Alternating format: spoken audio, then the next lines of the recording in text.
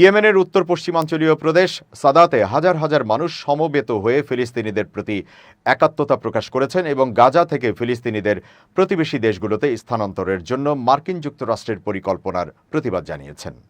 প্রতিবাদকারীরা ফিলিস্তিনের প্রতি সমর্থন জানিয়েছেন এবং মার্কিন প্রেসিডেন্ট ডোনাল্ড ট্রাম্পের গাজা দখল এবং ফিলিস্তিনিদের জর্ডান ও মিশরের মতো দেশে স্থানান্তরের পরিকল্পনার নিন্দা করেছেন। বিক্ষোভকারীরা ফিলিস্তিন এবং ইয়েমেনের পতাকা হাতে নিয়ে ট্রাম্পের স্থানান্তর পরিকল্পনার বিরুদ্ধে স্লোগান দেন। তারা ইয়েমেনি আনসারুল্লাহ আন্দোলন এবং প্রতিরোধ অক্ষের অন্যান্য গোষ্ঠীকে সমর্থন জানিয়েছেন।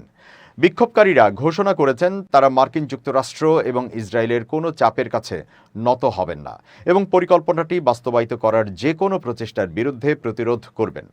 সাদার রাজধানীতে অনুষ্ঠিত সমাবেশে ইয়েমেনের সুপ্রিম পলিটিক্যাল কাউন্সিলের সদস্য মোহাম্মদ আলী আল হুথি সরাসরি ট্রাম্পকে উদ্দেশ্য করে বলেন, আপনার সামরিক শক্তি এবং আপনার সমর্থন ফিলিস্তিনিদের তাদের মাতৃভূমি ছেড়ে চলে যেতে বাধ্য করতে পারবে না।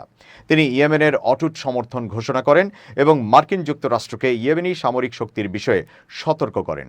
আপনি যে ক্ষেপণাস্ত্র এবং বাহিনী পাঠিয়েছেন তা গাজার মানুষদের স্থানান্তর করতে ব্যর্থ হবে, তিনি আরও যোগ করেন।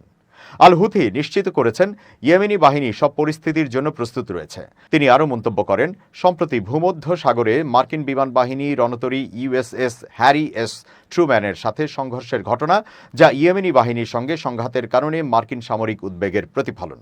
আল হুথি বলেন, ইয়েমেন সমস্ত ধরনের পরিস্থিতির জন্য প্রস্তুত এবং আনসারুল্লাহ নেতা আব্দুল মালিক আল হুথির হুঁশিয়ারির পর তিনি আরও বলেন, মার্কিন যুক্তরাষ্ট্র এবং ইসরায়েল যদি গাজা স্থানান্তরের পরিকল্পনা চালিয়ে যায় তবে ইয়েমেন সামরিক হামলা করতে পারে।